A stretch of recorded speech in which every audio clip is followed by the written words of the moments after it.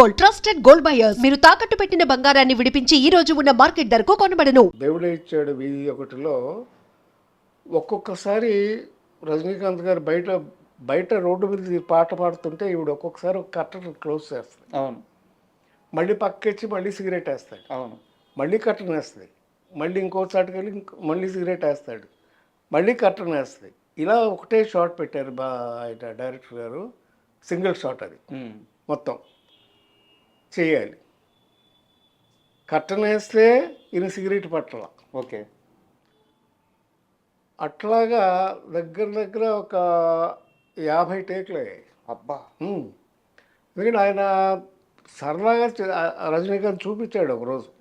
Sir ఇట్లా cigarette వేస్తుంటే బాగానే ఉంది, అయితే వాడదాం అని చెప్పి షర్ట్లో వాడాడు. అది తమిళంలో కూడా ఉండదు సిగరెట్ వేయడం.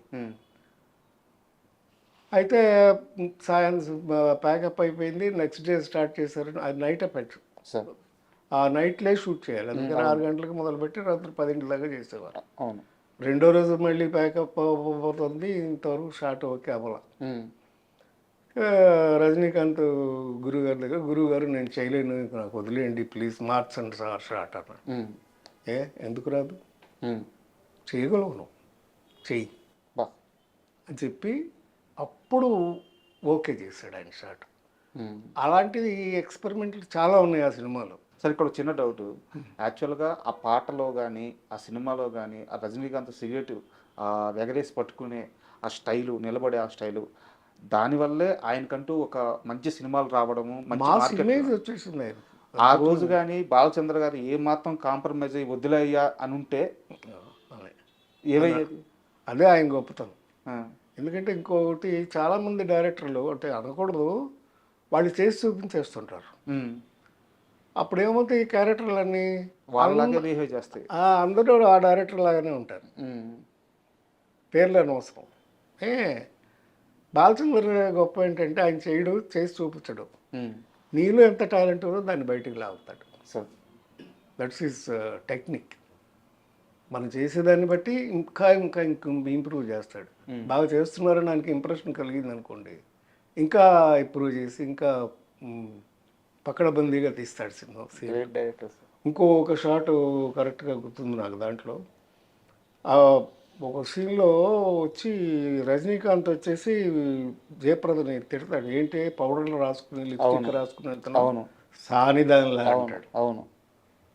ఒక్కసారి ఆ అమ్మాయి వేసి ఏడ్చి నవ్వద్ది, నా ఏడ్చి నవ్వి చెప్తుంది, రే నేను ఈ పౌడర్ రాసుకునేది బూడిదిరా, ఇది ఎందుకు రాసుకుంటున్నాను తెలుసా, సంపాదించడం కోసం రాస్తున్నాను. ఎవరి కోసం చేస్తున్నానో తెలుసా, చూడరాని పాస్బుక్లు తీసి ఒకటి పడేస్తా. అవును. ఇది నీ చెల్లెళ్ళు పెళ్లి కోసం, ఇది నీ గుడ్డి తమ్ముడు ఆపరేషన్ కోసం, ఇది దీనికోసం. అట్లాగా అందరి పేర్ల డబ్బులు సేవ్ చేస్తున్నాను రా, నా పేరున ఒక్క పాస్బుక్ ఉందేమో చూడు, చెప్పరా ఏమన్నా ఉంటే ఉండమోపి. నువ్వు చెప్పేది ఏమిట్రా, ఆ రోజున నువ్వు వచ్చి నిలబడు, ఇంటి పెద్దగా నిలబడు, ఆ రోజు నేను ఇంట్లోంచి నువ్వు మెడబట్టి బయటికి గంటు, నేను హాయిగా వెళ్ళిపోతా అని చెప్తుంది. ఈ షాటు అది మళ్ళీ సింగిల్ షాట్ పెట్టారు ఆయన బాలచంద్ర గారు. చంద్ర మంచి పర్ఫార్మెన్స్ ఉంటే ఆయన సింగిల్ షాటే పెడతారు. ట్రైలీ మూమెంటు, ఆర్టిస్ట్ మూమెంట్ ఏదో రెండే ఉంటాయి. ఒకవేళ ఆర్టిస్ట్ మూమెంట్లో ఉంటే ట్రైలీ ఉండదు, ట్రైలీ మూమెంట్లో ఉంటే ఆర్టిస్ట్ మూమెంట్ ఉండదు. పొద్దున్నే షూటింగ్ మొదలెట్టాము మేము. అంటే అందరం ఉండాలి, సెట్లోనే ఉండేవాళ్ళు. అంటే మాకు అందరికి ఫస్ట్ పిక్చర్ అందరికి, సో అబ్జర్వ్ చేసినట్టు ఉంటుంది. పొద్దున్నే వెళ్ళిపోయేవాళ్ళం, 4 వెళ్ళిపోతే అందుబాటులో ఉన్నట్టు ఉంటుంది. అందుబాటులో ఉన్నట్టు మాకు అబ్జర్వేషన్ లాగా ఉండేది. Correct. It's a training process almost. పొద్దున్నే మొదలుపెట్టాము షూటింగు, సాయంత్రం అయిపోయింది ప్యాకప్. మళ్ళీ రెండో రోజు పొద్దున్నే మొదలుపెట్టారు, సాయంకాలం అయిపోయింది ఆల్మోస్ట్ ప్యాకప్. షాట్ ఓకే వాళ్ళ.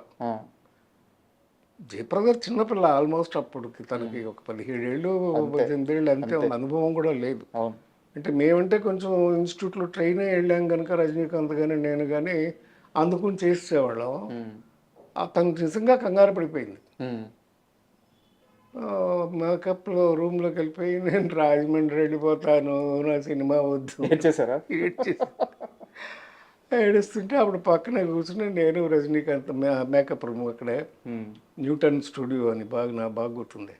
లేదమ్మా నువ్వు ఏమాత్రం డిసప్పాయింట్ అవ్వద్దు, ఇది నీకు బ్రహ్మాండమైన పేరు తీసుకొస్తుంది, నువ్వు పెద్ద హీరోయిన్ అయిపోతావు, స్టార్ అయిపోతావు అని చెప్తే అప్పుడు ధైర్యంగా వెళ్ళి చేసింది, మళ్ళీ షార్ట్ ఓకే అయింది. యాక్చువల్గా నాకు నెక్స్ట్ క్వశ్చన్ కూడా అదే సార్. సార్ జయప్రద గారిని ఒక ఇంటర్వ్యూలో అడిగితే అసలు ఆ సినిమాలో షూట్ ఏం నడుస్తుంది, నేను ఏం యాక్ట్ చేస్తున్నాను నాకు ఏం తెలియదు, తెలుసుకునేంత వయసు కూడా నాకు లేదు. కరెక్ట్.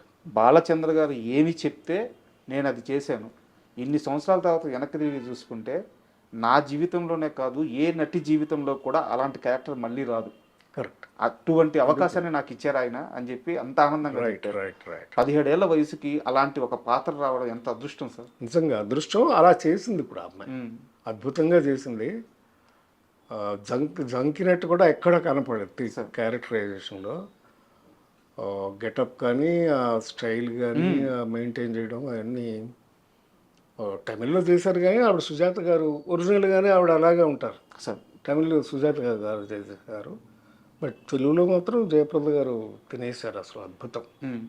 అసలు ఒక చిన్న డౌట్, ఈ సినిమా కోసం మీరు ఫిల్మ్ ఇన్స్టిట్యూట్లో ఉన్నప్పుడు ఆడిషన్కి వచ్చి మిమ్మల్ని, రజనీకాంత్ గారిని, ఇంకో నటుని ముగ్గురిని సెలెక్ట్ చేశారు. ప్రదీప్ శక్తి మీ ముగ్గురిని సెలెక్ట్ చేశారు. సో ఆ సెలక్షన్ ప్రాసెస్ ఎలా జరిగింది?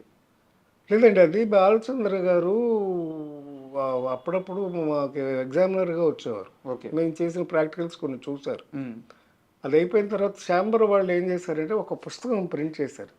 ఆ సంవత్సరం బయటకు వచ్చేసి ఆర్టిస్టులు అందరినీ, మేమే ఫస్ట్ బ్యాచ్ కదా, ఆ ఫోటోలు వేసి ఛాంబర్ బుక్లో ప్రింట్ చేశారు ఫోటోలు. అందులో చూసి సెలెక్ట్ చేశారు, వీళ్ళు బాగుంటారు అనుకుని ఆ ముగ్గురిని మమ్మల్ని సెలెక్ట్ చేసి మాకు బండి పంపించారు. నేను, రజనీకాంత్, ప్రదీప్ శక్తి.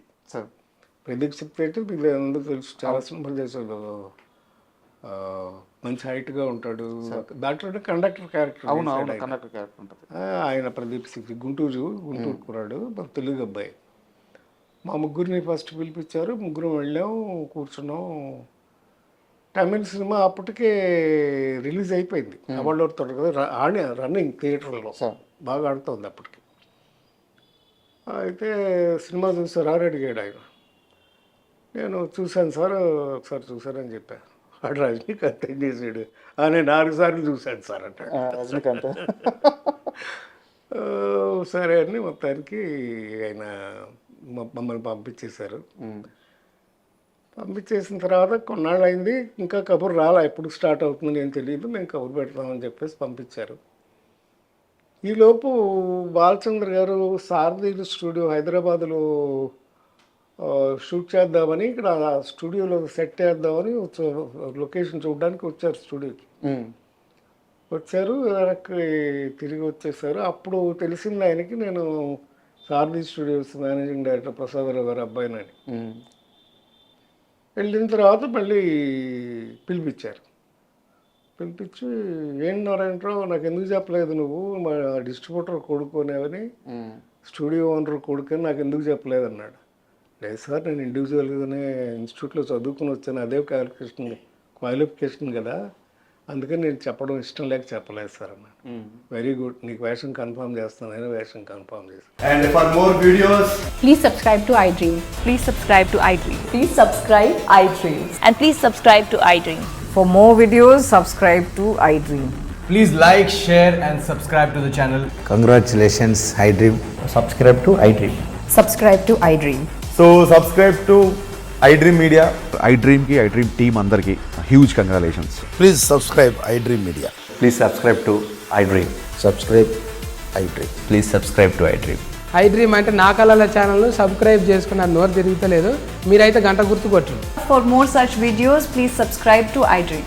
Subscribe to iDream. Please subscribe to iDream. Please subscribe iDream Media. Please do subscribe to iDream. Please subscribe to iDream Media. For best entertainment and information, please subscribe iDream. And don't forget to subscribe to iDream.